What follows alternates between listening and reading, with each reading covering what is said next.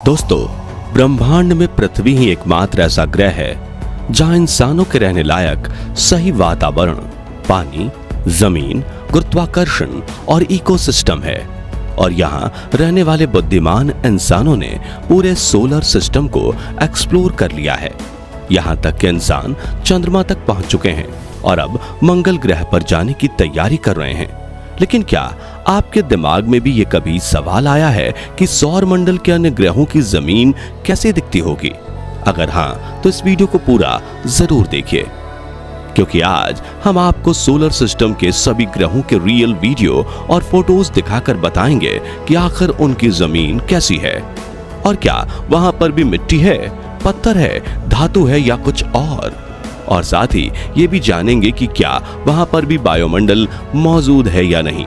तो चलिए शुरू करते हैं। साथियों, हमारे सोलर सिस्टम में मरकरी, वेनस, अर्थ, मार्स, जुपिटर, सैटर्न, यूरेनस और नेपच्यून जैसे कुल 8 ग्रह हैं और उन सभी के कई चांद भी मौजूद हैं। लेकिन इनमें से कुछ पृथ्वी की तरह चट्टानी ग्रह हैं तो कुछ गैसीय ग्रह हैं जिन पर जीवन की कोई संभावना नहीं है। लेकिन हाँ, इन गैसीय ग्रहों के कुछ चांद पर जीवन मुमकिन हो सकता है। तो चलिए शुरू करते हैं सोलर सिस्टम के इन 8 प्लैनेट्स का सफर। सबसे पहले मरकरी यानी बुध ग्रह की बात करते हैं। तो सूर्य के बिल्कुल नजदीक मौजूद यह ग्रह बिल्कुल सूखा और वीरान पड़ा है, जिनके पास अपना वायुमंडल भी नहीं है। बुध ग्रह की जमीन पूरी तरह से उबड़ खाबड़ है और इसमें काफी बड़े बड़े गड्ढे हैं जो कि कई किलोमीटर तक लंबे चौड़े होने के साथ कई किलोमीटर गहरे भी होते हैं। वैज्ञानिकों के अनुसार करोड़ों साल से अनगिनत क्षुद्र ग्रह और धूमकेतुओं की बुध ग्रह की सतह पर टक्कर होती रहती है, जिस वजह से इतने बड़े गड्ढे बने हैं। अगर आप बुध ग्रह की सतह को ध्यान से देखेंगे तो ये बिल्कुल हमारे चंद्रमा जैसी दिखेगी। बुध ग्रह का व्यास 4879 किलोमीटर है और इसकी सतह पर मिले सबसे बड़े गड्ढे का व्यास 1550 किलोमीटर है। सूरज के सबसे पास होने और वायुमंडल ना होने की वजह से बुध ग्रह पर तापमान का कोई नियंत्रण नहीं है। दिन के समय बुध ग्रह का तापमान 450 डिग्री तक पहुंच जाता है और रात को इसका तापमान गिरकर -176 डिग्री तक चला जाता है। यानी कि इंसान किसी भी वक्त बुध ग्रह पर कदम नहीं रख सकता। एक और इंटरेस्टिंग फैक्ट ये है कि बुध ग्रह का गुरुत्वाकर्षण पृथ्वी के गुरुत्वाकर्षण का सिर्फ 38% है। यानी अगर पृथ्वी पर आपका वजन 100 किलो है तो वह बुध पर 38 किलो ही होगा। चलिए अब बात करते हैं सौर मंडल के दूसरे ग्रह वीनस यानी शुक्र की, जिसे सोलर सिस्टम का सबसे गर्म प्लेनेट कहा जाता है। ऐसा इसलिए क्योंकि भले ही बुध ग्रह सूरज से ज्यादा नजदीक हो, लेकिन उसके पास खुद का वायुमंडल ना होने की वजह से उसकी सतह पर सूर्य की गर्मी टिक नहीं पाती। लेकिन शुक्र ग्रह के पास अपना वायुमंडल है जो कई किलोमीटर मोटी सल्फ्यूरिक एसिड के बादलों की परत से ढका हुआ है। इस खतरनाक एसिड की इस मोटी परत की वजह से जब सूर्य की गर्मी शुक्र पर आती है तो वो रिफ्लेक्ट होकर स्पेस में वापस नहीं जा पाती। इसके अलावा शुक्र ग्रह के वातावरण में 96% कार्बन डाइऑक्साइड है जो ग्रीन हाउस इफेक्ट पैदा करता है। इन कारणों की वजह से शुक्र ग्रह का तापमान दिन और रात दोनों वक्त 460 डिग्री सेल्सियस बना रहता है। ग्रह पर मौजूद सल्फ्यूरिक एसिड के बादलों की वजह से इसकी सतह दिखाई नहीं देती, लेकिन ग्रह पर मौजूद बड़ी बड़ी चट्टानों और ज्वालामुखियों के ऊपरी हिस्से को देखा जा सकता है। अमेरिकी स्पेस एजेंसी नासा के मुताबिक शुक्र पर 20 किलोमीटर से बड़ी 1000 से ज्यादा ज्वालामुखी मौजूद है, जिनमें से कई ज्वालामुखियां सक्रिय हैं।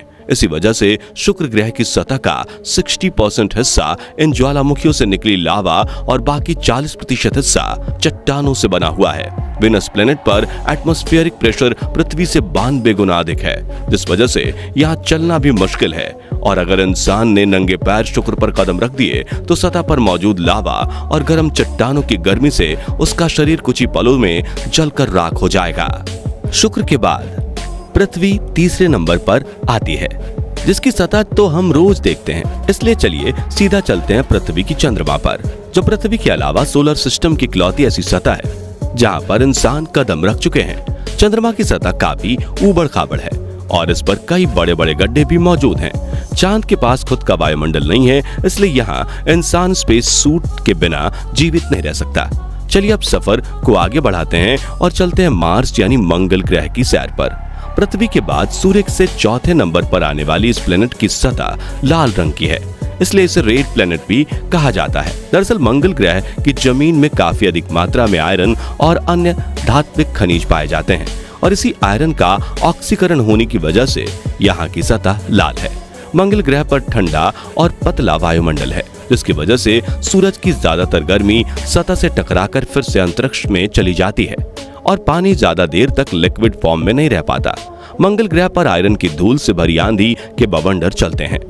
तापमान की बात करें तो सूर्य से दूर होने की वजह से मंगल ग्रह का औसत तापमान -55 डिग्री तक रहता है, वहीं इसका अधिकतम तापमान 30 डिग्री और न्यूनतम तापमान 130 डिग्री तक जा सकता है।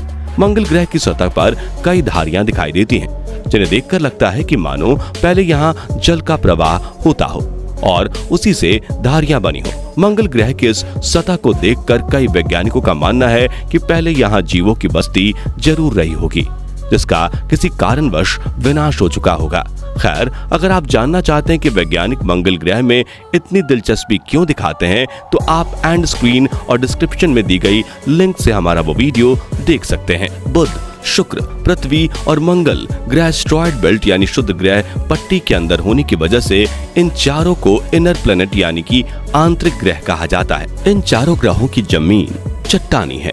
खैर चलिए अब सोलर सिस्टम के एस्टेरॉयड बेल्ट को पार करते हुए आउटर प्लैनेट्स यानी कि बाहरी ग्रहों पर चलते हैं। तो सबसे पहले आता है सौरमंडल का सबसे बड़ा प्लैनेट जुपिटर यानी बृहस्पति ग्रह। दोस्तों, इस ग्रह को गुरु ग्रह या गैस जायंट कहा जाता है, यानी कि यहाँ कोई ठोस सतह नहीं है, बल्कि यह ग्रह पूरी तरह से गैस और तरल पदार्थों से बना है। जुपिटर ग्रह का आकार इतना बड़ा है कि इसके अंदर 1300 पृथ्वी समा सकती है। इसका वायुमंडल 1/4 हीलियम द्रव्य के साथ मुख्य रूप से हाइड्रोजन से बना हुआ है, जो हजारों किलोमीटर की गहराई तक फैला हुआ है, जो नजदीक से देखने पर तूफानी बादलों के रूप में दिखाई देता है। दोस्तों, बृहस्पति ग्रह को सोलर सिस्टम का वैक्यूम क्लीनर भी कहा जाता है, क्योंकि यह सौर मंडल में आने वाले बाहरी उल्कापिंडों को अपनी तरफ खींच लेता है और अगर ऐसा ना होता तो शायद वे उल्कापिंड पृथ्वी या अन्य ग्रहों से टकराकर भारी तबाही मचा देते। इसी तरह साल 1994 में एक बड़ा धूमकेतु पृथ्वी की तरफ आ रहा था, लेकिन बृहस्पति ने उसे अपनी ओर खींच लिया और एक भयंकर विस्फोट के बाद सब शांत कर दिया। दोस्तों, अब बात करते हैं सैटर्न यानी कि शनि ग्रह की। इसके चारों ओर एक खूबसूरत रिंग दिखाई देती है, जो जमी हुई बर्फ के छोटे छोटे पार्टिकल और चट्टानों के टुकड़ों से बनी है। जब ये बर्फ सूर्य से आने वाली किरणों को रिफ्लेक्ट करती है तो ये चमकती हुई नजर आती है। शनि भी एक गैसीय ग्रह है, जिसका वायुमंडल 96% हाइड्रोजन, 3% हीलियम और 1% अमोनिया और इथेन जैसी गैसों से बना हुआ है। इस ग्रह पर भी ठोस जमीन नहीं है, इसलिए हम इस ग्रह पर कदम नहीं रख सकते। जैसे जैसे शनि ग्रह के वायुमंडल में नीचे जाया जाता है, वैसे वैसे इसमें मौजूद हवाओं की रफ्तार तेज होती चली जाती है और आपको ये जानकर हैरानी होगी कि शनि ग्रह पर बहने वाली हवा की रफ्तार 18 से 2000 किलोमीटर प्रति घंटे तक चलती है। इसलिए किसी भी स्पेस मिशन को इस ग्रह के पास तो भेजा जा सकता है, लेकिन इस गैसीय गोले के ज्यादा अंदर भेजना नामुमकिन है, क्योंकि ये हवाएं कुछ ही सेकंड्स में स्पेसक्राफ्ट के चिथड़े उड़ा देंगी। चलिए अब सफर में आगे बढ़ते हैं और बात करते हैं यूरेनस यानी कि अरुण ग्रह की। जुपिटर और सैटर्न की तरह यूरेनस भी एक गैस का गोला है और इस ग्रह पर कोई ठोस सतह मौजूद नहीं है। हालांकि इस ग्रह पर बर्फ की मात्रा अधिक है और यहाँ का औसत तापमान -224 डिग्री सेल्सियस है, इसलिए इसे बर्फीले गैसीय ग्रह के रूप में जाना जाता है। इसके वायुमंडल में 83% हाइड्रोजन, 15% हीलियम और 2% मीथेन गैस मौजूद है। इस ग्रह के पास 27 चंद्रमा है और यहाँ एक दिन की लंबाई 17.2 घंटे की होती है। यूरेनस पर मौजूद सूर्य से आने वाली लाल किरणों को ऑब्जॉर्व करके नीले रंग को दर्शाता है, इसलिए यह प्लेनेट नीला दिखाई देता है। आखिर में दोस्तों, सोलर सिस्टम के लास्ट प्लेनेट नेपच्यून यानी वरुण की बात करें तो ये भी एक गैसीय प्लेनेट है और अन्य गैसीय ग्रहों की तरह इसके पास भी अपने रिंग्स हैं, लेकिन ये छल्ले काफी पतले और धुंधले हैं, इसलिए इन्हें देख पाना मुश्किल है। इस ग्रह के वायुमंडल में 74% हाइड्रोजन, 25% हीलियम और करीब 1% मीथेन गैस है। इसके वायुमंडल में बर्फीले बादल मौजूद हैं और इस ग्रह के पास भी कोई ठोस सतह नहीं है। गैस और बर्फीले बादलों से बने इस ग्रह का रंग नीला है और इस पर करीब 2000 किलोमीटर प्रति घंटे की रफ्तार से हवाएं बहती हैं। यह सौर मंडल का चौथा सबसे बड़ा ग्रह है और इसका आकार पृथ्वी के आकार से करीब 4 गुना और वजन 17 गुना भारी है। नेपच्यून के पास 13 ज्ञात चंद्रमा हैं, जिनमें से सबसे बड़ा मून ट्राइटन है, जिसे साल 1846 में अंग्रेजी खगोल शास्त्री विलियम लैसल ने खोजा था। तो दोस्तों, अगर आपको भविष्य में मौका मिले तो क्या आप पृथ्वी को छोड़कर मंगल ग्रह पर जाकर बसना चाहेंगे या नहीं? और इन 8 ग्रहों में से आपको सबसे खूबसूरत ग्रह कौन सा लगा? कमेंट करके जरूर बताइए। और वीडियो पसंद आया हो तो इसे लाइक और शेयर करने के साथ जानकारी से भरपूर ऐसे ही कमाल की वीडियोस देखते रहने के लिए हमारे चैनल को सब्सक्राइब करके नोटिफिकेशन बेल को जरूर प्रेस कर दीजिए। मिलते हैं आपसे अगले वीडियो में। धन्यवाद।